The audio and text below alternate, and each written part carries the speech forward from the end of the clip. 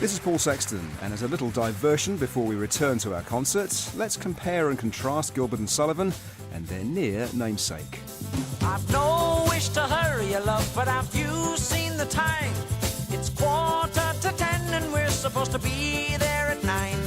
I don't think the registrar will be very pleased when we show up an hour late like 2 frozen peas.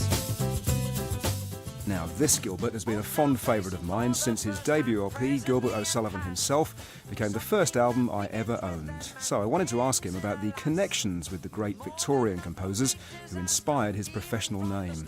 And even if he says there was no direct inspiration, they do have plenty in common. It's matrimony. Well, the interesting thing is that the Gilbert and Sullivan thing, I've kind of worked my way back. I've always been influenced by musicals. So I have albums by Jerome Kern in London, Rodgers and Hart in London, which are sort of 20s, when they came to London in the 20s. Gilbert and Sullivan were before that. They were the kind of influence for Richard Rodgers and Lorenz Hart. They were the kind of people that influenced them. I haven't really got back to them, apart from sort of taking my name, the first name from them. I'm working my way towards them. So of all the albums that I have, musicals, and which I have dozens, hundreds of them, I'm working my way back to them. So they weren't necessarily an influence for me in the early days of my songwriting, unlike, say, a Lorenz Hart or Oscar Hammerstein or a Cole Porter. That's matrimony. Oh, I'm truly grateful for the little things in life that have made me so glad.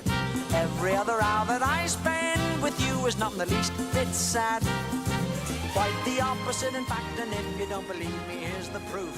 Ask me if and I'll say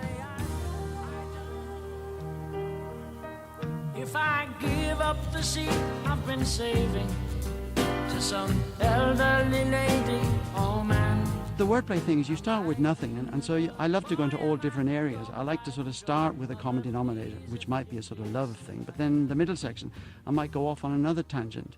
I mean, the stuff I've currently written will reflect what's going on in the world today in some instances, because that's what I do when I sit as a lyricist.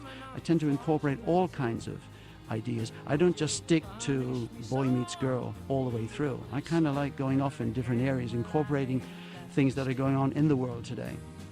Gilbert's preparing a new album for release this year to be accompanied by a big tour. The record will have a Latin flavour this time, but as always it will be inspired by current events, contemporary themes, and his usual musical invention and lyrical mischievousness. He has that in common with William and Arthur for sure.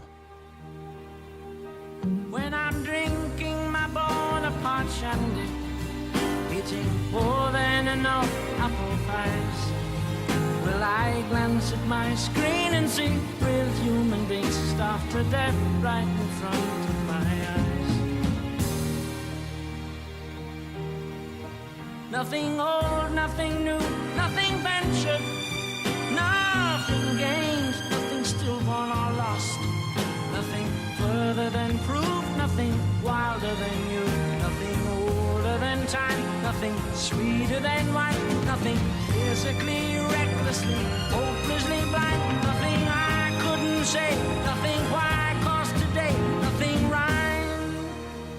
A song I've written recently goes back to the bankers' bonuses and stuff. I've incorporated that in it. And I've incorporated ice, you know, the melting of the ice caps and the... I mean, those kind of things. So you can put them in a kind of subtle way. I mean, occasionally I hear tracks from Pirates of Penzance.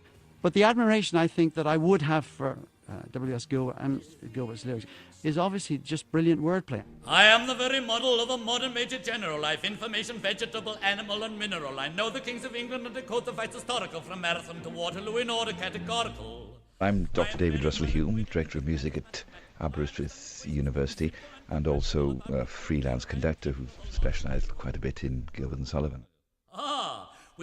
One of their themes, of course, was people in government office in particular. HMS Pinafore is a prize example of this, where the First Lord of the Admiralty was modelled on W.H. Smith of newsagents fame, who had been made First Lord of the Admiralty as a political appointment, and the whole thing is about a First Lord who actually has never been to sea pretty well.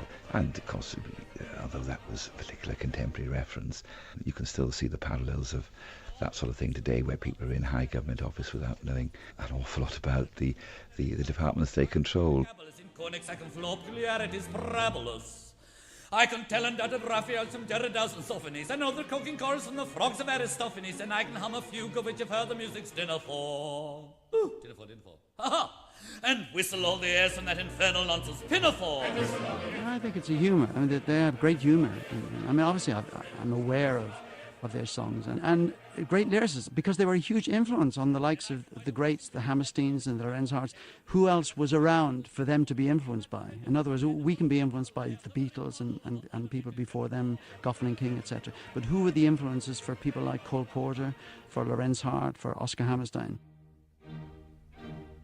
In fact, when I know what is meant by Mamelin and Ravelin, when I can tell at sight a mouse a rifle from a javelin, when such affairs of sorties and surprises I'm more wary at. And one of the performers in tonight's concert definitely agrees. When I have learned what progress has been made in modern gunnery. I'm Simon Buttress, I'm a singer.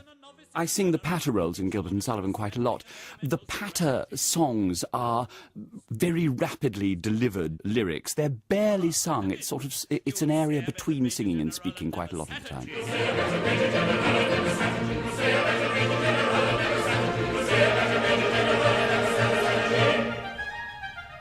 For my military knowledge, though I am plucky and adventurous, has only been but down to the beginning of the century, but still in matters vegetable, animal and mineral, I am the very model of a modern Major General. There's absolutely no doubt in my mind that Gilbert and Sullivan changed the face of musical entertainment forever and invented the modern musical. The rigorous structure that Gilbert applied both to plot and lyrics, and the extraordinary musical gift of Sullivan together. I think there was probably not a single Broadway lyricist or composer who didn't acknowledge in the 20th century their debt to Gilbert and Sullivan. Sondheim says that he wasn't influenced by Gilbert and Sullivan, but you can see in his delight in rhyme and structure where his roots were. But Rodgers and Hart, Gershwin, both the Gershwins, Irving Berlin, Jerome Kern, they were all influenced by Gilbert and Sullivan and happily acknowledged it. Common sense we oughtn't to ignore. If what they say is true, 'tis death to marry you. Here's a pretty state of things, here's a pretty how-do-you-do. Here's a pretty state of things, a pretty state of things. Here's a how-do-you-do, here's a how-do-you-do. For if what he says is true, I cannot marry you. Here's a pretty, pretty state of things. Here's a pretty how-do-you-do.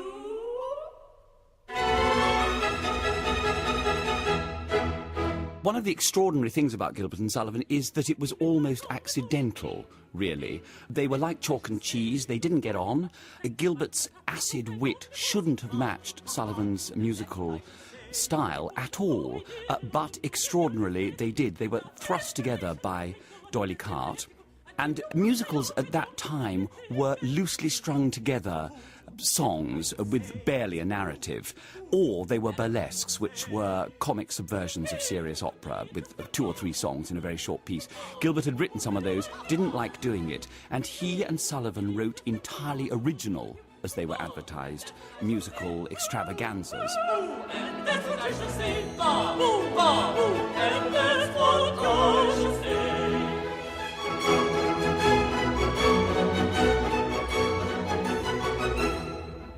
I'll tell him that unless he will consent to be more jocular, See, booed you, poo-pooed you, and that's what you should say. to cut his curly hair and stick an eyeglass in his ocular, Sing, booed you, ho-hoed you, and that's what you should say. to stuff his conversation full of quibble and of quiddity, to dine on chops and roly-poly pudding with avidity, it better clear away with all convenient rapidity. Sing, hate you, good date you, and that's what you should say. Sing booed you, poo-pooed you, and that's what I shall say.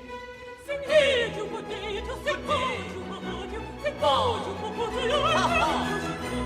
Sing, hate you, good date you, sing, booed you, ho-hoed you, sing, booed you, and that's what I shall say. Boo, boo, and that's what I shall say. Ba, boo, ba, boo, and that's what I shall say.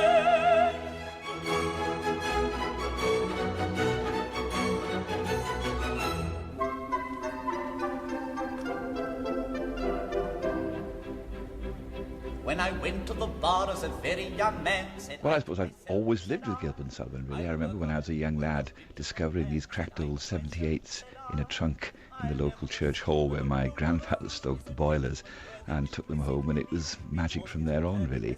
And I think there's a sort of a gaiety, innocence about them, which, well, it certainly appeals to me and has something very special. They have a very distinct personality, and yeah, can't imagine life without them, really. As a musician, I find the music itself endlessly fascinating, an enormous amount of variety. Sometimes people talk about GNS as all being the same. I think Sullivan had a great art for disguising art, in an enormous technical mastery, a wonderful writing for the orchestra, beautiful writing for the voice. It's the sheer quality, Gilbert's words, his plotting, his sense of character, and Sullivan's music, amazingly resourceful. I mean, this is a very fine composer, fully trained, been to Leipzig, one of the great talents of British music. in Exchequer, Queen's Bench, Common Pleas or Divorce, have perjured themselves as a matter of course. Said I to myself, said I.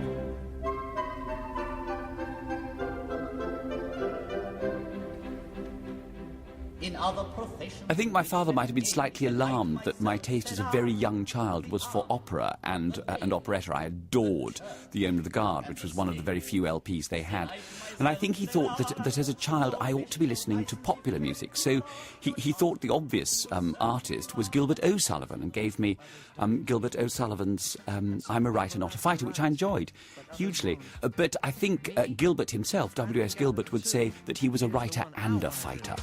If you put me in a ring for a few rounds of boxing, I'll fall down right there on the ground. 'Cause I'm a writer, not a fighter. I'm a writer, not a fighter. I'm a writer, not a fighter. Okay. And before we go back to our concert presentation of Gilbert and Sullivan, a final word with Gilbert O Sullivan. I've often wondered what it is that incites so many young people to take part in those rites. Well, by all men in blue are the targets to destroy.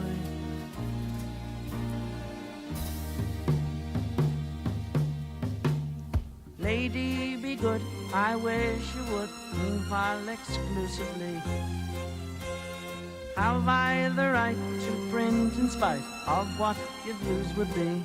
And your songs have often had very strong characterization in them, and unexpected twists and turns. I mean, I'm thinking of, go right back to your first album, and I'm thinking of a song like Houdini Said, which establishes the character, in that case a real living person. You had some fun there, didn't you? Well, I always do. I mean, I love lyrics. I mean, in a sense, the lyrics are the icing on the cake, and yet the icing takes longer than it does to make the cake, because lyrics take a long, long time. But I'm one of those people that enjoy writing lyrics. But I just love words. The interesting thing with being a lyricist is that you need to be influenced musically to be able to write music. More people write lyrics than write music. So that's the hardest thing. So you need to be influenced by that. But with lyrics, I think it's in your blood. There's something in you that you're capable of coming up with wordplay. Some take the attitude that life is a drag. They say, and I quote, man, it just isn't our bag. But if that's where it's at, why the hell don't they go?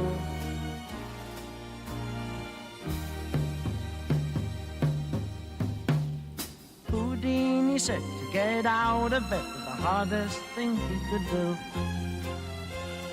Yet when his tight straight jacket right, he's out the count of two. Welcome back to the Watford Coliseum, where tonight we're devoting our concert to the words and music of Gilbert and Sullivan. They're often called the Savoy Operas.